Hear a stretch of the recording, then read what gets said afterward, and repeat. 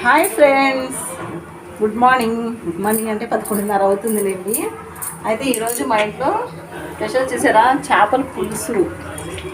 ఎప్పుడు చేపల పులుసు చూపిస్తుంది ఏంటా అనుకుంటున్నారా? నా చేపల పులుసు అంటే చాలా ఇష్టం. మా ఇంటికి లాంటి చేపలు తెచ్చుకుంటూ నాకు కూడా తీసుకొచ్చి ఇచ్చారనమాట. అందుకనే నేను చేపల పులుసు చేస్తున్నాను.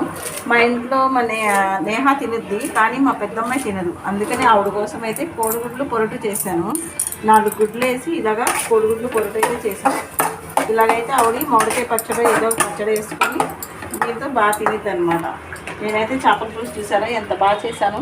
ఎప్పుడు చేసినా సరే కొత్త రుచి లాగానే వస్తూ ఉంటుంది, కానీ టేస్ట్ అయితే అదిరిపోతూ ఉంటుంది. అసలు నిన్న తిన్నానా, మళ్ళీ ఇవాళ కొత్తగా తింటున్నాను చేపల పులుసు అన్నట్టుగా ఉంటుంది.